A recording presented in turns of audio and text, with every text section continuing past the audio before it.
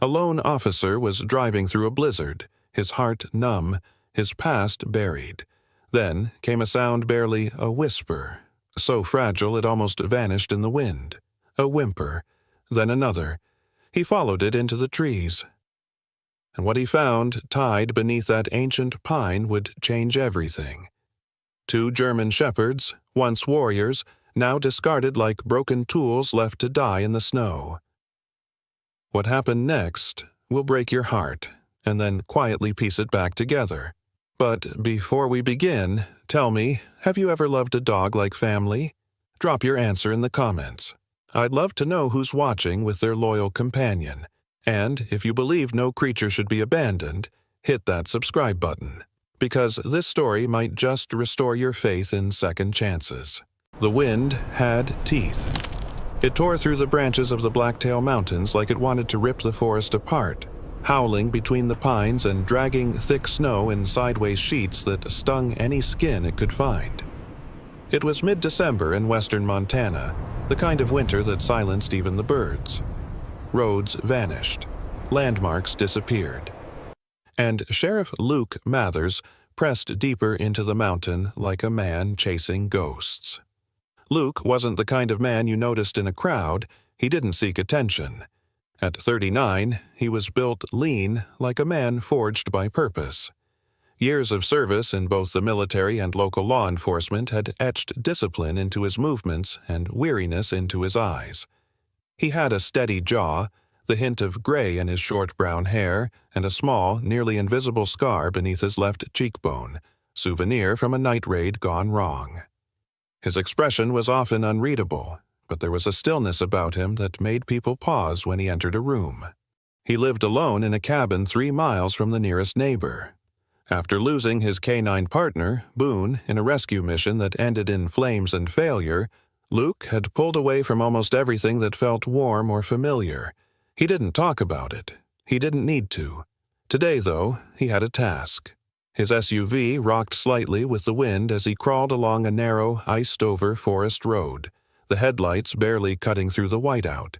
In the back seat, crates of urgent medical supplies, insulin, IV fluid, antibiotics destined for a rural outpost clinic in Bear Hollow before the storm sealed the trail for good. A job that should have been routine now carried the weight of risk.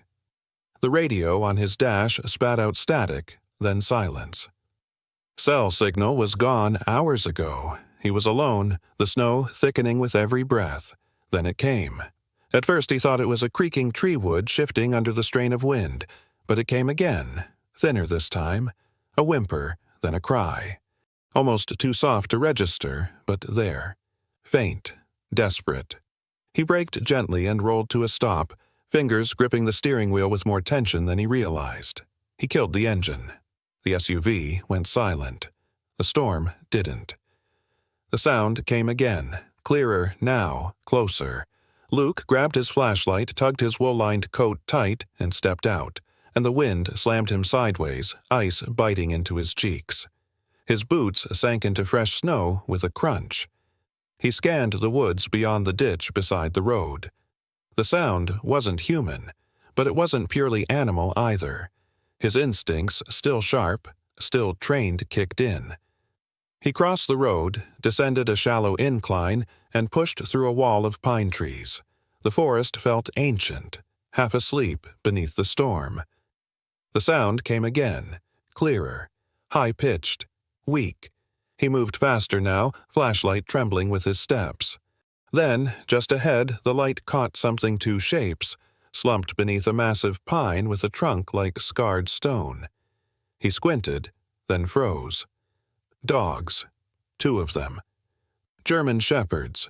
Young adults, maybe just a year old. Their bodies were pressed so close to the tree trunk it looked like they were trying to disappear into it. Thick rope bound them tightly around the neck, the torso, even the legs, cinched in cruel, cutting loops that had dug into their flesh. One dog had a pale cream coat with a slightly curled left ear. The other was darker rust-colored with a black saddle and muzzle, his eyes half-lidded but locked on to Luke. Both were motionless, save for the faintest twitch of breath. Luke's heart clenched. He dropped to one knee, hand already reaching for his knife. His flashlight dangled in his mouth as he examined the knots-thick mountaineering rope, cinched tight and frozen solid. These weren't accidental strays. Someone had meant for them not to survive this storm. Just above them, barely clinging to the bark with wind-whipped tape, was a crumpled sheet of notebook paper. It flapped weakly. Luke reached up, peeled it free with gloved fingers, and brought it closer to the beam of his flashlight. The ink was smeared from snow, but 5 words scrawled in a trembling hand stood out. Too much. Forgive us. Meanwhile, in the town of Garnet Ridge, 15 miles below the mountain pass. Lucy Dunn wiped flour off her palms and squinted through the steamy window of her bakery, the Velvet Crumb. She was 33, soft-featured with auburn hair, usually tied back in a messy bun, and a habit of wearing scarves 2 sizes too big. Her bakery was the heartbeat of the tiny town warm, smelling of cinnamon, and always playing slow jazz. Lucy had grown up in Garnet Ridge and never left. Her kindness was almost stubborn, and she always kept an eye out for things that didn't fit. And today, something didn't. Across the street, a dented gray pickup truck sat crookedly in front of the general store. Its license plate was covered in mud, and the front bumper had been reattached with rope and duct tape. A man in a heavy brown coat had climbed out 10 minutes ago and vanished inside. But he hadn't greeted anyone, hadn't made eye contact, hadn't looked around. Lucy felt her stomach tighten. It wasn't fear, exactly, just something off. She turned to the old landline behind the counter and dialed Deputy Mike Collins, a soft-spoken, reliable man who knew every truck in town. "Mike, hey, it's Lucy at the Crumb. Listen, there's this guy in a junked-up truck outside the general store. Something about him feels wrong. You might want to swing by." She hung up and returned to the window. The wind picked up again, snow swirling in slow, ominous spirals. Her eyes lingered on the truck. Then, quietly she whispered to herself, "Something's not right." Snow clawed at the mountain with increasing fury as the last light of day faded into a haze of white. The pine forest around Sheriff Luke Mathers groaned and creaked under the weight of ice, branches bowing low like penitent monks. Wind shrieked between the trunks, and the world had become nothing but white chaos. Luke knelt at the base of an ancient pine, his gloved hands raw with cold and trembling with urgency. The dogs weren't moving much, but they were breathing. That was enough for now. Luke pulled out the folding rescue knife from his belt, the familiar weight grounding him. The blade hissed through frozen air as he wedged it carefully between the rope and the lighter-colored German shepherd. The knot was tight, buried beneath a crust of ice, digging into the dog's skin. He muttered low and steady, more for himself than them. "You're all right. Almost there." The paler dog let out a low, fluttering whimper and shifted weakly. Its fur cream with faint gold hues was matted with frost. One of its ears hung askew. Luke guessed it couldn't be older than 12 months. The other, darker dog rust-toned with a black muzzle and large amber eyes, watched every move. Its eyes didn't blink. They just stared. Cold, silent, judging. Luke had seen that look before. Years ago, from men on the battlefield. He worked quickly, one knot, then another. The rope was thick and stiff with frozen tension, the kind used to secure cargo or animals. Whoever did this wanted to make sure they couldn't move, couldn't escape, and they hadn't, until now. The last loop finally gave, snapping back and falling into the snow like a broken chain. The dog shuddered. Luke pulled off his jacket and wrapped the lighter one bolt, he decided, in the thick wool lining, tucking him close against his chest. Bolt's bones poked through his sides. Every breath was a fragile thread. Luke tried to stand, but nearly lost his balance. He gritted his teeth and adjusted Bolt's weight in his arms. "All right, you first." But as he turned to go, the bundled dog snapped suddenly, instinctively his teeth grazing Luke's shoulder through the jacket. Not deep, not hard, but enough to draw a wince. Luke paused, looked down, and met the dog's eyes. There was no malice in them, only confusion, only fear. "Yeah," Luke whispered, I'd have done the same." Bolt let out a shaky exhale and rested his head on Luke's collarbone. Luke turned and trudged back through the drifts, cradling him like a wounded child. Visibility had dropped to just a few feet. His flashlight beam cut through the snow like a sword through smoke. Halfway to the SUV, Luke spotted a fallen tree sheltered by a low outcrop. He nestled Bolt there as best he could, covering him with his jacket, then turned back toward the tree line, boots digging hard into the packed snow. His thighs burned with effort, his breath fogging his vision. Rex, the darker dog, hadn't moved. Luke dropped to his knees again, brushing snow from Rex's fur. "Let's get you out of here, big guy." He lifted him. Rex was heavier, broader across the shoulders, but he offered no resistance. His body was limp, but his eyes never left Luke's. They didn't blink, they didn't close, just followed, watched, silent. As Luke turned to retrieve Bolt again, Rex's muzzle brushed his neck just once, and Luke wasn't sure if it was instinct or trust, but something passed between them. He gathered both dogs, one in each arm, awkward but possible, and stumbled through the storm until the shadow of the SUV loomed into view. He shoved the passenger door open, kicked snow from the floorboard, and gently laid them on the back seat. Their fur was soaked, their bodies curled close to conserve heat. Luke dug into the emergency kit and spread a thermal blanket over them. He cranked the heat and turned the vents toward the back. Rex made no sound. Bolt gave a soft cough and twitched. Luke's coat was soaked through, his boots numb. He climbed into the front seat, chest heaving, and looked at the two battered bodies behind him. "I don't know who you belong to," he said aloud, mostly to himself, "but you don't anymore." Not far away, across the mountain's lower ridge, a snowmobile carved through the trees, its engine muted by the storm. A lone figure rode hunched forward, Dr. Caleb Ingram, a retired field vet and part-time volunteer for the county's emergency wildlife response. In his early 50s, Caleb was broad-shouldered and rough-hewn, with calloused hands and a permanent line between his brows from years of squinting into wind and sun. He lived in a shack he called a cabin, filled with maps, dogs, and regrets.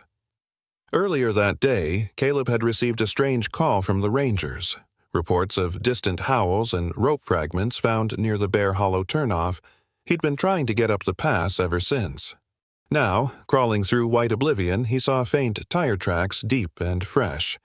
Too fresh to be from anyone but emergency personnel. Caleb slowed his snowmobile, dismounted, and examined the tracks. Something tugged at his gut. He turned back toward his sled and radioed into his vest unit. "This is Ingram. Just found a recent vehicle trail past mile marker 12, headed toward Ridge East. Someone's out here. And recently." No reply. Just static. Caleb looked once more toward the trees before pulling his scarf higher and pressing on. The cabin was a squat, weather-worn structure tucked into the northern ridge of Blacktail Mountain, half hidden by pine and frost. Built from thick timber and riverstone, it had no neighbors for miles, only the company of wind, snow, and silence.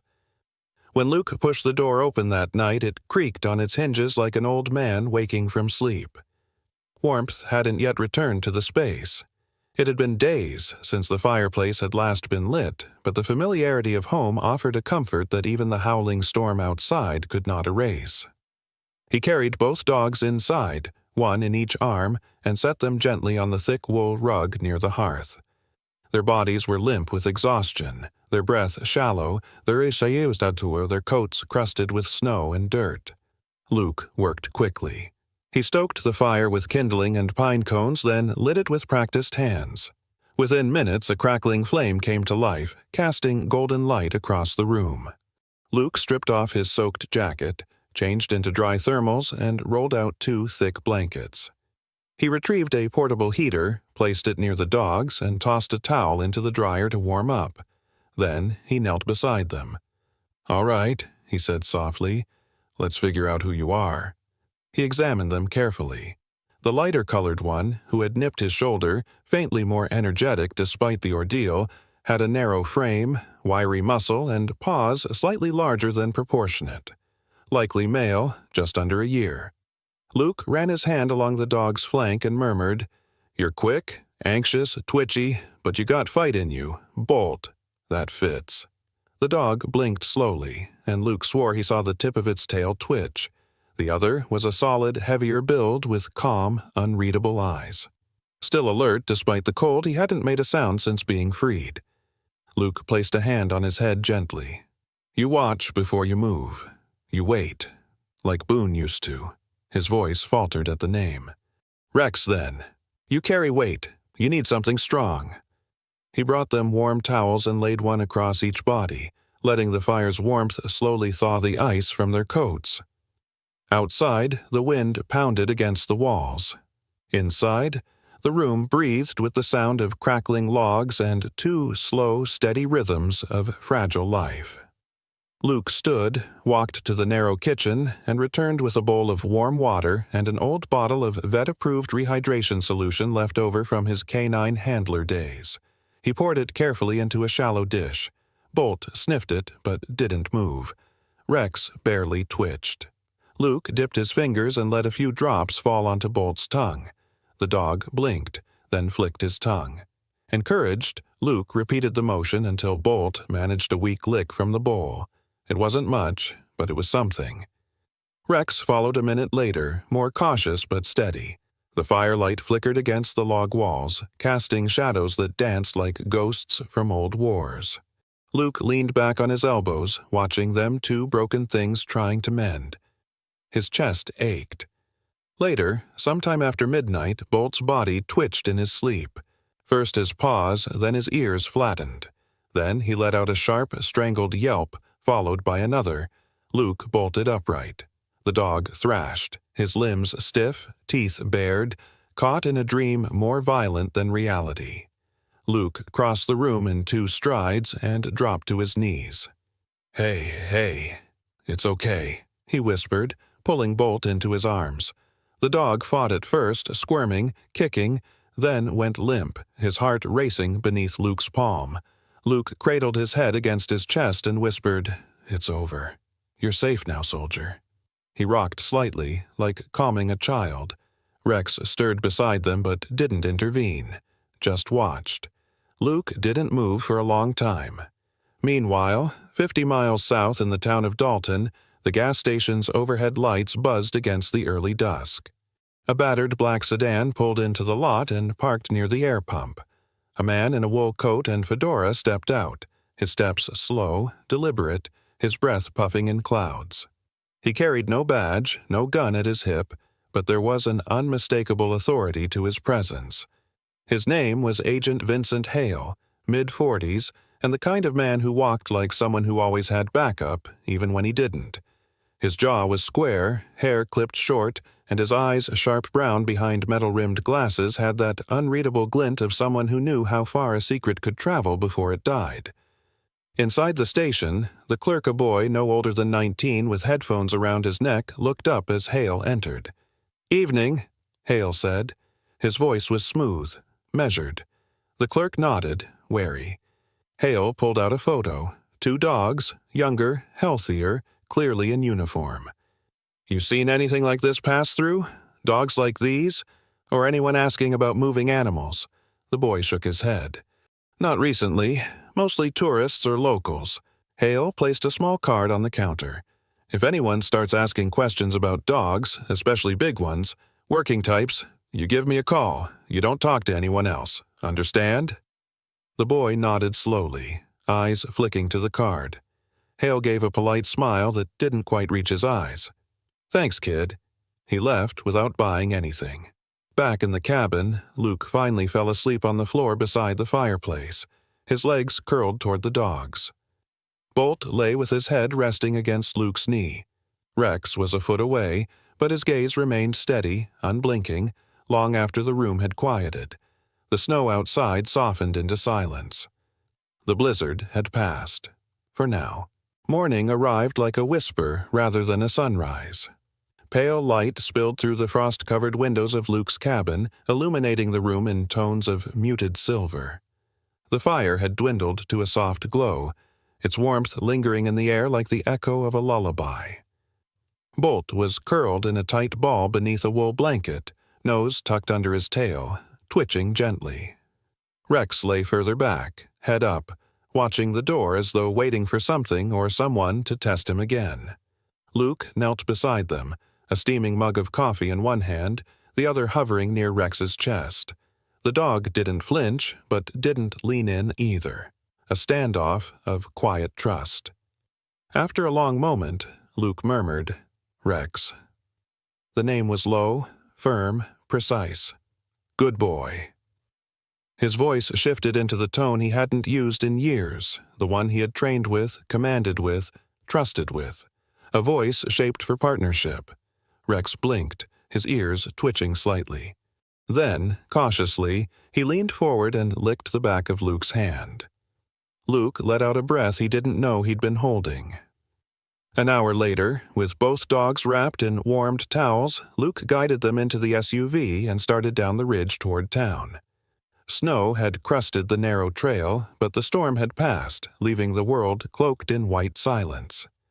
By the time they reached Dr. Avery Sloane's clinic, a small, pine-trimmed building at the edge of Garnet Ridge, the sun was a low smear in the southern sky. Dr. Sloane was already outside, brushing snow from the walkway in her worn flannel coat. Mid-50s, tall and wiry, with streaks of gray through her black ponytail, Avery had the steady hands of a surgeon and the language of a bartender. She'd served 2 tours as a field vet with the Marines before settling in Montana to treat things that bark instead of bite back. When she saw Luke step out of his SUV with 2 dogs tucked under each arm like injured children, she didn't ask questions. She simply opened the door. Inside, the clinic smelled of cedar and disinfectant. The warmth was immediate, the lights soft. Bolt and Rex lay quietly on a padded table, flanked by blankets and heat lamps. Avery pulled on gloves, gave each dog a once-over, then turned to Luke with one eyebrow raised. "Where the hell did you find them?" "In the mountains, tied to a tree," Luke said simply. Avery's eyes darkened. She moved to Rex first, her fingers tracing the fur along his side, her brow furrowed. Bruising along the ribs, rope abrasion around the torso and rear legs. Older cuts here, and here. Injection sites maybe, and not from vaccinations. Luke shifted his weight. "Used?" "More like discarded," she muttered. She moved to Bolt, who winced as she touched his shoulder. He's younger, still healing from something internal. See the way he avoids putting weight on this side? She gently lifted one leg. Fracture. Old, not treated properly. He shouldn't have survived a winter like this. Luke clenched his jaw. Avery sighed and peeled off her gloves. These boys were trained, no doubt. You can see it in their posture, the way they scan the room. But they were abused. Whatever happened to them, it wasn't just physical. Can you document it? I already am. She motioned to a digital tablet on the counter. Photos, notes, everything. You want to report this? Eventually, Luke replied. Right now, I just want to keep them alive. Avery nodded. Then let's start with pain meds, fluids, and warmth. But Luke, she met his gaze. If they were part of something official, we'll need to dig into who owned them. These aren't strays. Someone trained them, used them, then threw them away. Luke glanced at Rex, who was watching him steadily again. Yeah, he said softly. I know the feeling.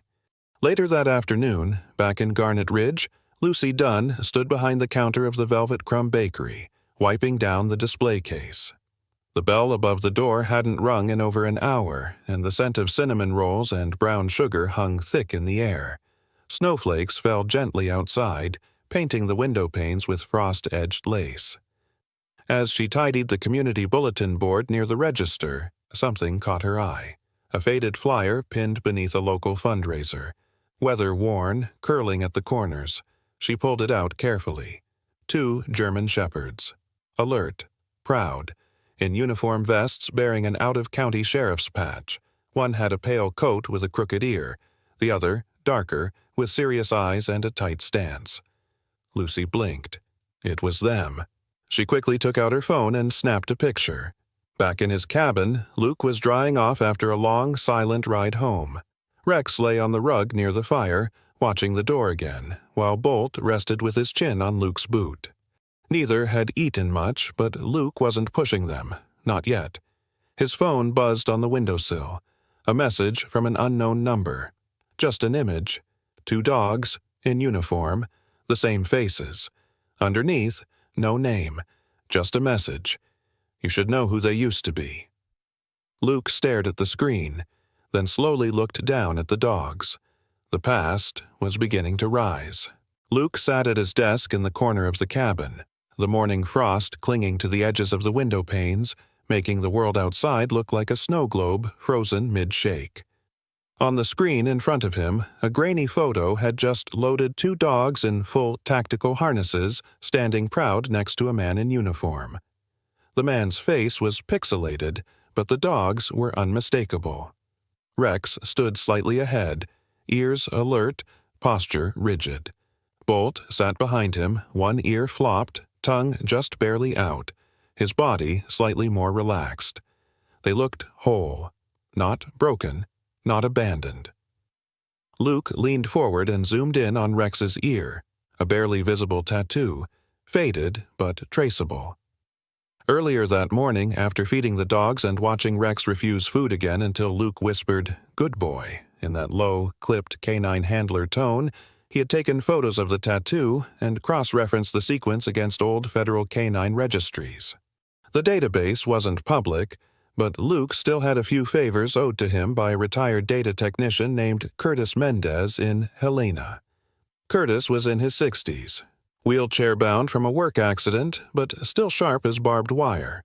When Luke called, he didn't even ask why. Just said, "Give me 20 minutes. Don't die before then." What came back was a match. Rex and Bolt had been part of a federally funded joint K9 task unit 3 years ago, trained in Georgia and later transferred to Colorado under a contractor known as Ridge Run Tactical Services. Ridge Run was meant to be a short-term private partner agency working with law enforcement. On paper, they folded after a string of animal abuse allegations. But what wasn't on paper, what Luke had only begun to glimpse, was that several dogs had gone missing before the agency was shut down. Not euthanized, not adopted, just unaccounted for. Rex and Bolt were among them. Luke's gut twisted. He stood up, crossed to the fireplace, and stared into the flames. Rex and Bolt lay curled on opposite sides of the hearth. Bolt twitched in his sleep. Rex watched the door. Always the door. Later that day, Luke called in one of his few remaining contacts in federal law enforcement Special Agent Helen Drury, someone he hadn't spoken to since before Boone died. Helen was in her early 50s now, straight-backed and firm-voiced, with short-cropped silver hair and the kind of stare that made even liars pause. She had been in charge of internal investigations for over a decade, specializing in joint force corruption. She owed Luke a favor, one she had hoped he'd never call in. "Ridge Run," she said over the phone, voice tight. "That name hasn't crossed my desk in over 2 years. You sure? Rex still has the ear tag. Bolt's not tagged, but I'd bet my badge they came from the same batch." Helen exhaled. "I'll check the old audits. And, Luke, you be careful. Ridge Run's dissolution wasn't clean. Some of those contracts disappeared. Dogs. People, too." Luke didn't reply. Across the state, inside a dimly lit FBI field office in Billings, Special Agent Vincent Hale flipped through a report with fingers stained slightly with ink from the printed pages. A whiteboard stood behind him, covered in notes, maps, and threads. Most connected to human trafficking, weapons cases, and organized crime. But now, a new line had begun to form. A red dot marked Garnet Ridge. Another marked Blacktail Mountain. Across his desk sat Agent Clarice Hutton, early 30s, sharp-featured with short red hair and a voice that rarely rose above a whisper. She was meticulous, formerly a forensic linguist turned field analyst, and had a knack for connecting things no one else saw. Clarice slid a thin folder toward Hale. "This is the list you asked for," she said. "Confirmed missing or unaccounted for trainers and handlers affiliated with Ridge Run. compiled from military and civilian cross-agency records. Hale opened it. His brow furrowed. 12 names, Clarice continued. 9 retired, 1 dead, 2 unaccounted for. One of them, she pointed to a circled name, was the direct supervisor of 2 dogs matching the physical description from Garnet Ridge. He looked down. Daniel Keir, age 45, former Marine. Last known address, Delta County, Colorado. Reported missing 16 months ago. No foul play suspected. Until now. Get me everything you can on Daniel Keir, Hale said, including any known associates, and find out who signed off on the decommissioning records for those dogs. Clarice nodded, already pulling up a terminal window. Back in Garnet Ridge, Luke stepped into his cabin from the porch, the cold clinging to his collar. He had just returned from collecting firewood, the wind tugging at his coat like impatient hands. As he shut the door, Bolt darted behind the couch at the sound of it slamming shut. Luke winced. Sorry. Bolt didn't come out. Luke walked slowly, crouched, and extended his hand empty and low. It's okay, bud. You're home. Bolt's ears flattened. Then, behind Luke, he heard the sound, the quiet thunk of a broomstick that had fallen from the wall. It hit the floor. Bolt exploded.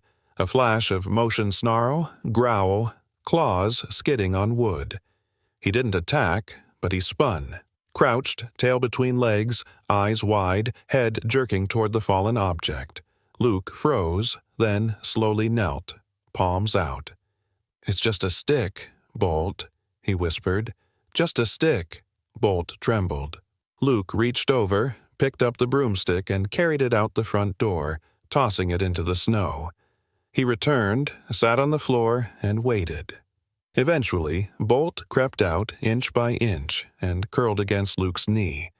Luke didn't say a word. He just rested his hand on Bolt's head and kept it there. The wind returned with a vengeance just after midnight. Snow battered the cabin walls in waves, drumming on the roof like the slow beat of a war drum. Luke had just placed another log into the fireplace when Bolt stood bolt upright, ears perked, body stiff. A low growl vibrated in his throat. Luke looked up. "What is it, boy?" Bolt lunged toward the front door, barking once, twice, sharp and urgent. Rex, still lying by the hearth, raised his head but didn't move. His eyes were already on Luke. Outside, the storm howled louder. Luke stood, grabbed his coat and flashlight, and cracked the door open. The wind shoved against him, flinging snow into the room. Bolt was already halfway down the steps, growling low, his body tensed for something Luke couldn't yet see. Luke followed, boots crunching through fresh snow as Bolt took off into the trees. "Bolt, hold up!" But Bolt didn't listen. He veered toward the western edge of the property, where the forest thickened and sloped downward into a hidden ravine. Luke jogged after him, the cold knifing through his sleeves, flashlight beam darting between trunks. The wind howled in his ears, almost masking the sound, but not quite. A faint voice, a groan. Luke slowed, turned off his flashlight to let his eyes adjust, and carefully descended the slope toward the ravine. He could just make out Bolt ahead, tail stiff, barking toward a dark shape tangled among the rocks and snow. As Luke approached, his breath caught. There, half buried beneath an outcropping of jagged stone, lay a man. His coat was torn, blood soaked the snow beneath him, and one leg was twisted at an unnatural angle. He had a gray beard, salt and pepper hair matted with ice, and a face lined with exhaustion and something deeper fear. Luke knelt beside him. "Can you hear me?" The man's eyes opened slowly, pale blue, unfocused. He coughed, a wet, rattling sound. "Dogs," he rasped. "I heard barking. Thought I was dreaming." Luke checked his pulse, faint but steady. Behind him, Bolt sat motionless, watching. "What's your name?" Luke asked. The man blinked. "Daniel. Keir." Luke's stomach dropped. He swallowed hard, keeping his expression neutral. "You're safe. I'm going to get you help." "No time," Keir whispered, gripping Luke's wrist. His fingers were trembling, skin cold as the snow around them. "They're still there, underground. They never stopped." Who? The compound. Ridge Run. The others. They moved deeper into the mountains, north of the logging cut line. You won't find it on any map. Luke's heart thudded in his chest. You're saying Ridge Run's still active? Keir nodded weakly. Not by that name, but the people behind it, they're still running dogs. Training them, selling them, fighting them. I tried to stop it. That's why they... He trailed off, eyes fluttering.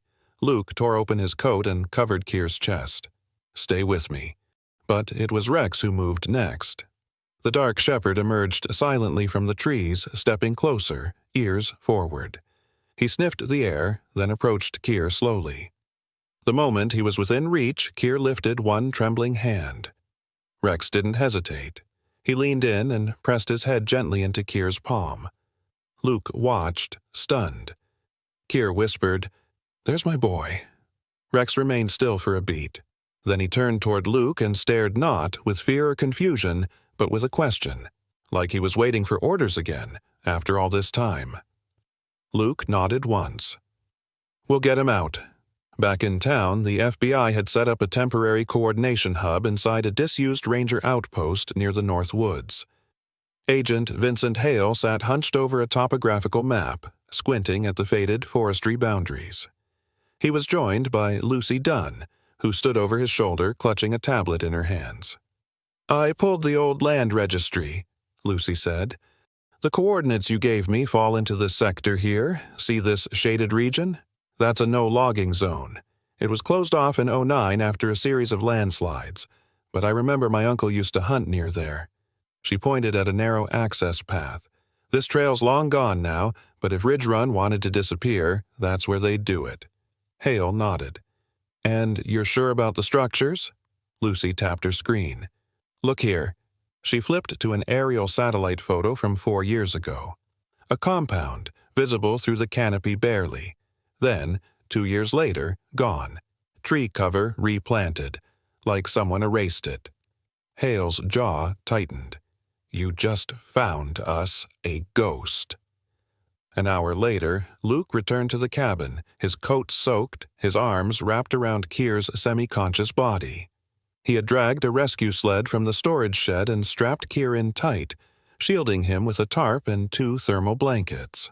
Bolt had run ahead the whole way, guiding the path like a dog possessed. Rex flanked the sled, never once breaking stride. Luke kicked open the cabin door with his boot and called out instinctively, "Clear the way!" He laid Keir down near the hearth. The fire had been kept alive thanks to the automated heat cycling system, a small mercy. Keir's breathing was shallow, but his eyes fluttered open again. Luke pressed a warm compress to his chest, watched the color return to his face little by little. "Rest," Luke said. "We'll talk more when you can." Keir nodded weakly. "Just don't let them take them again." Luke glanced at Rex and Bolt. They're not going anywhere. The snow had stopped by nightfall, but the silence that followed was louder than the wind had ever been. Thick clouds blanketed the sky, hiding the moon and stars, as if the heavens themselves were holding their breath. A line of dark SUVs, headlights off, crept through the narrow trail toward the northern woods of Blacktail Mountain, an area long forgotten by maps and men alike.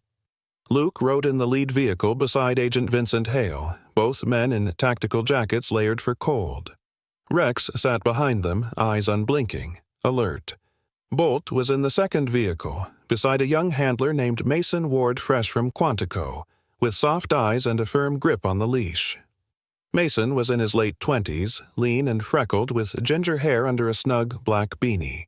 He didn't speak much, but his respect for Bolt was clear in the way he moved. Precise, calm, reverent. Ahead, the snow-covered road disappeared into dense forest, but Luke knew the path. With Daniel Keir's hand-drawn map and Rex's memory, they'd found a way in. The convoy came to a halt near an overgrown trailhead long abandoned, nearly reclaimed by the woods. Luke stepped out into knee-deep snow, his breath steaming in the cold. Rex leapt from the vehicle, landing with soft control, ears perked. Hale approached. "You sure this is it?" Luke nodded. "They always use trails the forestry department stopped maintaining, and Keir's map matches Lucy's satellite overlay." "All right." Hale said, turning to the team behind them. "No lights, no voices. We go in silent. We come out with everyone breathing." Rex moved to Luke's side. Bolt bounded through the snow to join them, tail stiff with focus. The old dogs were ready. The team advanced slowly. Every crunch of snow underfoot sounded like thunder in the stillness. They moved between pine trunks and broken branches until they reached a clearing surrounded by high ridges. Beneath the snow, barely visible, was a chain-link fence, collapsed in places and overgrown. Behind it, shadows, low buildings, trailers, cages. It was a compound, disguised by time and nature. Luke raised his fist. The team froze. He knelt beside Rex, pointed toward the southern end of the compound. "Sweep," he whispered. Rex darted forward like a shadow, tail low, body weaving between trees. Bolt followed without command. They vanished into the dark. Minutes passed. Then one bark, sharp, Bolt, followed by another, lower, from Rex. Luke signaled. The team moved in. Doors were kicked. Flashlights flicked on. Agents stormed through the compound like a wave of justice cutting through rot. Inside the trailers, they found crates, chains, medical waste, IV lines, bite sleeves. Barking wild, panicked barking rose up like a storm of voices long held silent. Over 20 dogs were inside, all breeds, all scarred, some snarling, some cowering. Luke burst into a trailer where Rex stood at a cage door, nose pressed against the bars. Inside, a young female shepherd shook violently, her ribs protruding, one eye swollen shut. Luke knelt and unlocked the cage. She bolted into his chest. "Easy," he whispered, lifting her into his arms. Outside, Bolt had cornered a man behind a storage unit. The suspect had tried to run, but Bolt brought him down fast. No bite, just pressure. The man screamed, "Call him off!" Mason approached slowly, raised his hand. "Bolt, off!" Bolt growled once more, then released, trotting back to Mason's side like nothing had happened. When the sweep was over, they had 5 men in cuffs, 3 women detained for questioning, and 24 dogs trembling in the snow, freed but still haunted. Rex and Bolt returned to Luke, both panting, tails low. Luke looked at them, not just as rescues, not even as partners, but as warriors who had finally come full circle. Rex stood still in the center of the clearing, flakes drifting down onto his dark fur. He raised his head toward Luke. Their eyes met. No bark, no whine, just a look. Luke smiled. "We did it." 2 days later, Lucy stood at the shelter on the edge of Garnet Ridge, bundled in a forest green coat, cheeks red from the cold. Her eyes scanned the enclosure of rescued dogs. Most were slowly recovering, resting, eating, playing timidly. One caught her eye. A shaggy retriever mix with wiry legs and mismatched eyes, one brown, one blue sat near the fence, tail gently sweeping the floor. The dog looked up as Lucy approached, but didn't move. She knelt. "Hey there," she whispered. "You're Scout, aren't you?" The dog tilted its head. Lucy reached through the fence and stroked the side of his face. "Yeah, you're Scout." Later, she signed the adoption forms. When asked why that one, she smiled. "He looked like someone who needed a second chance, same way someone once gave me mine." That evening, back at the cabin, Luke poured fresh water for Rex and Bolt. They sat near the fire, quiet, content, but alert, always alert. Outside, snow fell again, soft this time, gentle. Inside, Luke watched them. "You know," he said quietly, "you two didn't just survive." Bolt tilted his head. Luke nodded. "You came back fighting." The spring came slow to Garnet Ridge, but it came nonetheless. The snow receded from the mountains like a ghost that had lost its purpose, and the sun returned in soft golden slices between pine branches. Atop the hill where Luke's cabin stood, the world no longer looked so cold. It had been a month since the raid on Blacktail Mountain, a month since Rex and Bolt 2 discarded warriors had reclaimed their purpose. Now, instead of storming shadows, they ran through the yard Luke had built for them. The old fence was gone, replaced by a wide-open stretch of land bordered by tall timber and rough-cut stone markers that made it feel more like a sacred field than a backyard. Luke had spent days building it himself, calloused hands hammering stakes and hauling beams with the quiet focus of a man putting his own soul back together. He'd even added an agility path, not for training war but for rebuilding trust. Low jumps, soft tunnels, platforms that rocked gently under weight to simulate uncertainty without fear. Rex adapted slowly, moving with thoughtful precision like a veteran who checked every step before committing. Bolt, on the other hand, rediscovered his youth bounding over ramps, tail wagging, tongue out, always looking back at Luke with a grin that made the sheriff chuckle. Officially, they were his now. Luke had signed the adoption papers in a quiet room at the shelter, where the staff smiled and asked for photos. The form read, Luke Remington, guardian and primary caretaker. Under dependents, Rex and Bolt, both German shepherds, estimated 7 years old. But to Luke, they weren't dependents. They were family. Back in town, Lucy stood in front of the grand reopening of her bakery, Cedar Crust. The painted sign read, now hanging above a warm brick storefront adorned with flower boxes and hanging ferns. The original shop had been tucked in a narrow alley near the post office, but this new location faced the main street, right across from the park. Inside, the walls were painted with soft pastels and sunlight poured in through wide windows. The scent of cinnamon and butter wafted out into the morning air. But the real heart of the bakery sat in the far left corner, a cozy alcove with dog beds, a fresh water bowl, and a shelf labeled Heroes' Treats. A framed sign above it read, For our four-legged protectors who remind us of loyalty, courage, and second chances. Lucy, wearing a navy apron dusted with flour, knelt beside a shaggy retriever with mismatched eyes. Scout wagged his tail gently as she straightened his red bandana. "You're on greeter duty today," she said softly, smiling. The doorbell jingled. In came Luke, boots heavy, coat unzipped. Beside him walked Rex Stoic, ears high and bold, who trotted ahead to nose the display case. Lucy laughed. "Same as always?" Luke nodded. "And a peanut butter biscuit for the knucklehead." She handed over a cinnamon scone and passed Bolt his favorite treat. As Luke sat at the table by the corner window, Rex laid beside his chair, watching the world pass with quiet awareness. Lucy poured 2 cups of coffee and sat across from him. "They seem happy." "They're healing," Luke replied. He glanced out the window, watching Scout doze in the sun. "Guess we all are." She studied his face a moment. The deep lines once carved by solitude were softer now. He looked 10 years younger, or maybe just less burdened. "You ever think about working with dogs again?" she asked. Luke sipped his coffee. "I am. Just not the way I used to." Later that evening, back at the cabin, the fireplace crackled as the sun dipped behind the trees. Luke sat at his desk by the window, writing in his logbook. Beside the lamp stood a framed photo. In the image, he stood at the base of the old pine, the very one where he'd found them. One hand on Rex's shoulder, the other resting gently on Bolt's chest. The snow was fresh in the photo, but their eyes were clear, steady.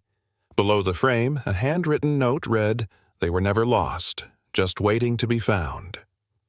Luke glanced at the photo, then looked down at the floor, where the 2 shepherds now dozed on a thick rug. Rex's ear flicked at the sound of wind brushing against the cabin walls. Bolt let out a sigh in his sleep, paws twitching. Luke leaned back in his chair. For the first time in years, the silence no longer haunted him. It comforted.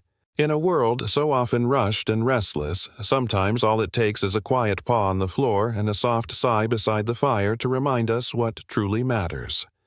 Rex and Bolt weren't just rescued, they became rescuers in their own right. They unearthed more than old wounds. They awakened a sheriff's heart, brought warmth back to a lonely hill, and reminded a town that every soul, no matter how lost, is worth saving. Maybe there's a little bit of Rex in your dog. Or maybe, like Luke, you've been waiting to be found in your own way. If this story moved you, I invite you to share it with someone who needs hope today. Leave a comment below, tell me about your own furry hero, or the moment a second chance changed your life. And if you believe that love always finds a way home, hit that subscribe button and join our family of animal lovers and storytellers. May God bless you and your faithful companions. And remember, sometimes the most broken hearts make the strongest homes.